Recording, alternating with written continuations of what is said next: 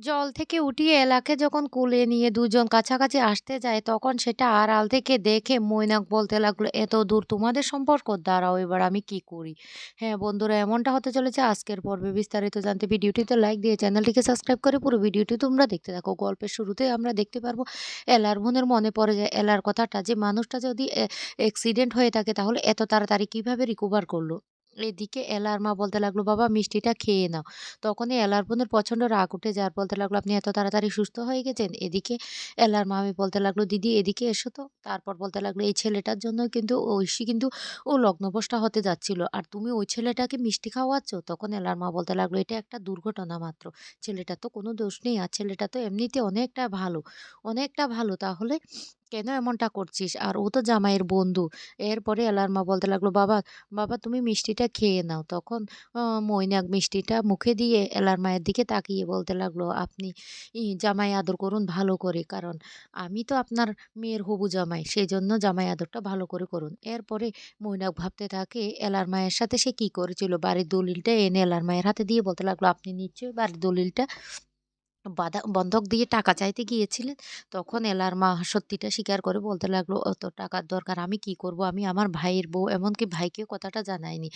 দুটো বিয়ে বাড়িতে, আর কি করে আমি কোথা থেকে টাকা জোগাড় করব বুঝতে না পেরে এই কাজটা করেছি।" তখনই মৈনাক বলতে লাগলো, "আমি তো আপনার ছেলের মতো। আপনি এক কাজ করুন, দলিলটা আপনার কাছে রাখুন। আর আমি টাকা নিয়ে এসেছি, এই টাকাগুলো রাখুন।" তখনই এলার মা বলতে লাগলো, "না, না বাবা, আমি তোমার থেকে টাকা রাখতে পারব না।" তখন মৈনাক বলেছিল যে, "টাকাগুলি আপনি রাখুন। আপনি আমাকে ছেলে হিসেবে মানতে পারছেন না? আচ্ছা ঠিক আছে। আপনার মনের শান্তির জন্য আপনি দলিলটা আমাকে দিন আর টাকাগুলি আপনি রাখুন।" তখন এলার মা বলতে লাগলো, "বাবা তুমি আমার এত বড় উপকার করছো?" তখনই মৈনাক বলতে লাগলো, "আমি তো আপনার ছেলে। তাই আপনার বিপদের দিনে আপনার পাশে একটু দাঁড়াতে পারছি, তাতেই আমার খুব আনন্দ হচ্ছে। আপনি আমার মায়ের মতো।" এলার মা তখন বলতে লাগলো, "বাবা তুমি বেঁচে থাকো। তুমি আজকে আমার যে উপকারটা করেছো আমি কোনোদিন সেটা ভুলতে পারব না।"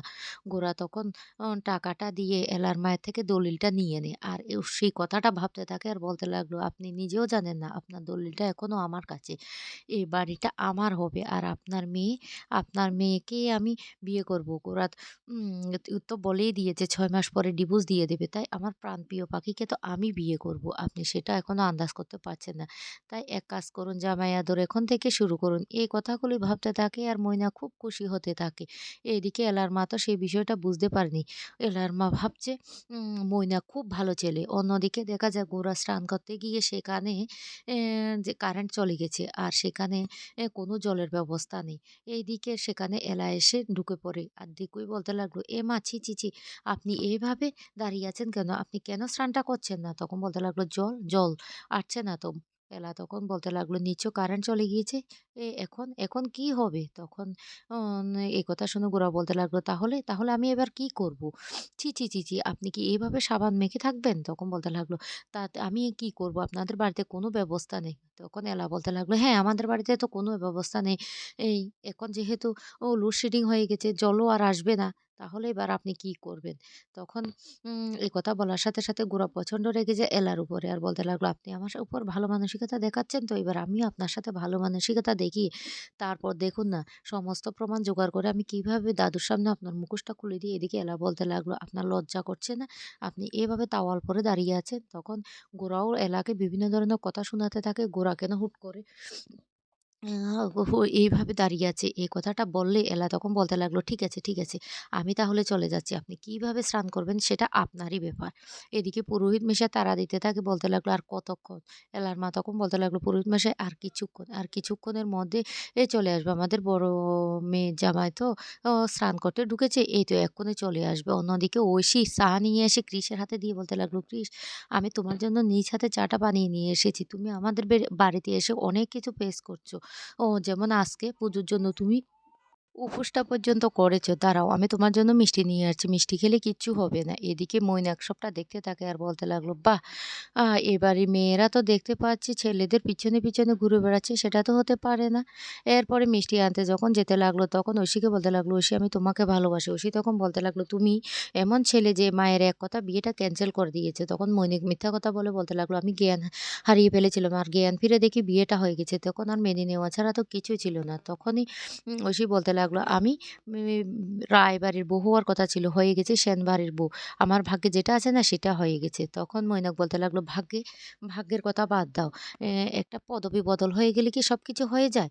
আমি তো এখনো তোমাকে ভালোবাসি আর জানি তুমিও আমাকে ভালোবাসো।" তখন ঐশী মনে, মনে বলতে লাগলো, "কি ব্যাপার? মৈনাক হঠাৎ করে নিচ থেকে আমার কাছে ধরা দিতে চাইছে কেন?" এইদিকে মৈনাক তখন ঐশীকে বলতে লাগলো, "ঐশী, ঐশী বিশ্বাস করো আমি তোমাকে খুব ভালোবাসি, এখনো ভালোবাসি।" আর তখনই সেই মুহূর্তে ঐশী বলতে লাগলো, "না দরকার নেই। আমার এই ভালোবাসার দরকার নেই।" আর তখন সেটা কৃষ দেখে ফেলে। কৃষ তখন সেখানে এসে পড়লেই মৈনাক তখন তাড়াতাড়ি করে ঘর থেকে বেরিয়ে যায়। কিন্তু কৃষের মনে সন্দেহ জাগে। কৃষ তখন বলতে লাগলো, "এরা কি একে অপরকে এখনো ভালোবাসে? এখনো একে অপরকে বলতে পারছে না? না বাধ্য হয়ে বিয়েটা করেছে বলে আমার সাথে ঐশী একটু ভালো ব্যবহার করছে সেটাই তো বুঝতে পারছি না যে এমনকি খুব কষ্ট পেতে থাকে কৃষ। এদিকে ঐশী তাড়াহুড়ো করে মিষ্টিটা নিতে যায় কিন্তু কৃষের মনে কষ্ট হওয়ায় কৃষ ঘর থেকে বেরিয়ে যায়। অন্যদিকে মৈনাক তখন বলতে লাগলো কি ভেবেছে এ বাড়ির মেয়েরা স্বামীর সাথে খুব আনন্দে দিন কাটাবে সেটা তো আমি হতে দেব না। না দেব ঐশীকে সুখে শান্তিতে সংসার করতে, না দেব এলাকে। এলাকে তো ৬ মাস পরে গোড়া ডিভোর্স দিবে সেটা আমাকে জানিয়ে দিয়েছে। আমি কাউকে শান্তি দেব না। কিন্তু এলা গেলোটা কোথায়? কৃষকে ডাকতে গিয়েছে, এতক্ষণ হচ্ছে কোথায় আছে? এদিকে এলা আ সে গোরার যে চোখের সাবান ছিল, সেই সাবানগুলি ধুইয়ে দিতে থাকে আর বলতে লাগলো, "শুনুন মিস্টার সেন, আপনার চোখের যে সাবানগুলি ছিল, সেগুলো আমি ধুইয়ে দিয়েছি।" তখন গোরা বলতে লাগলো, "জলটা? জলটা আপনি কোথায় পেলেন?" তখনই এলা বলতে লাগলো, "এই দেখুন, আমাদের তো আপনাদের বাড়ির মতো না, জলের সমস্যা হয়। হুটহাট করে কারেন্ট চলে যায়। তাই আমরা এই চৌবাচ্চা বানিয়ে এখানে জল সংরক্ষণ করে রাখি। আপনি এখানে স্নান করে নিন।" তখনই গোরা বলতে লাগলো, "আমার দ্বারা অসম্ভব। এখানে কতদিনের জল না কতদিনের পুরনো জল। আমি এই জলে স্নান করতে পারব না। আমার অ্যালার্জির সমস্যা আছে।" তখনই এলা বলতে লাগলো, "ঠিক আছে তাহলে আপনি এইভাবে বাড়ি চলে যান।" তখন গোরা বলতে লাগলো, "হ্যাঁ, আমি চলে যাব।" এলা তখন বলতে লাগলো, "আপনি বউয়ের সামনে এতটা লজ্জা পাচ্ছেন, এইভাবে বাড়ি চলে যেতে আপনার লজ্জা লাগবে না?" গোরা তখন বলতে লাগলো, "তার মানে? আপনি কি বলতে চাইছেন? আমি কি করব?" ওর তখনই এলা বলতে লাগলো, "কেন? আপনি এই জল দিয়ে স্নানটা সেরে নেবেন। আমরা সবাই যদি স্নানটা করতে পারি আপনার অসুবিধাটা কোথায়? দাঁড়ান আমি আপনাকে কাছে নিয়ে দিচ্ছি।" এই বলে হাতটা ধরে আস্তে, আস্তে করে সেই চৌবাচ্চার কাছে নিয়ে দেয়। কিন্তু হঠাৎ করে গোরা এলার হাত ধরলে চৌবাচ্চার মধ্যে ২ জন পড়ে যায়। তখনই এলা রেগে যায়। এলা রেগে গিয়ে বলতে লাগলো, "আপনি সবসময় সুযোগ বুঝে এ আমার সাথে এমনটা করেন। আপনি না ভালো মানুষ?" তখনই গোরা রেগে গিয়ে বলতে লাগলো, "কে বলেছে আপনাকে এখানে আসতে? কে বলেছে? আপনি এখানে এসেই তো যত সমস্যার সৃষ্টি করেছেন।" এইদিকে এলা গোরার দিকে তাকিয়ে থাকে আর এলার মনে পড়ে যায় গোরার সেই পুরনো স্মৃতিগুলি কিভাবে তার মাথায় সিঁদুর পরিয়ে দিয়েছিল, কিভাবে তাদের বিয়েটা হয়েছিল। এসবগুলি ভাবতে থাকে এলা। তখন গোরা বলতে লাগলো, "দাঁড়ান, দাঁড়ান মিস্টার বোস, আমি আমি আপনাকে এই চৌবাচ্চা থেকে উঠিয়ে দিচ্ছি।" এলা তখন বলতে লাগলো, "দরকার নেই, দরকার নেই।" এরপরে উম এলাকে কোলে নিয়ে গোরা চৌবাচ্চা থেকে উঠিয়ে নেয়। এইদিকে মৈনাক বলতে লাগলো, "দেখি তো ওরা এতক্ষণ পর্যন্ত এখানে কি করছে?" এদিকে পুরোহিত মশাই বলতে লাগলো, "আমি আর এখানে এক মুহূর্ত থাকতে পারব না। আর কতক্ষণ বসে থাকবো?" তখন এলার মামা বলতে লাগলো, "প্লিজ পুরোহিত মশাই আর ২ মিনিট আপনি অপেক্ষা করুন।" এদিকে গোরার মার মামি বলতে লাগলো, "চলো গিয়ে দেখি তো ওরা কি করছে।" এদিকে গোরা আর এলা দুজনের দিকে তাকিয়ে থাকে। আর গোরা হঠাৎ করে এলাকে ভালোবাসতে শুরু করে। এদিকে গোরার কোলে এলা, এলাও গোরার দিকে তাকিয়ে থাকে। আর তখনই সেই মুহূর্তে মৈনাক দরজায় এসে উঁকি মেরে দেখতে পায় এই মুহূর্তটা আর বলতে লাগলো, "গোরা আমাকে কথা দিয়েছে ও এলাকে নাকি ডিভোর্স দিয়ে দেবে। আর আজকে বিয়ে হতে না হতে ওদের সম্পর্কটা এতটা কাছাকাছি চলে গিয়েছে। এটা তো হতে পারে না। এই আমি মৈনাক কিছুতে ওদেরকে একসাথে থাকতে দেব না।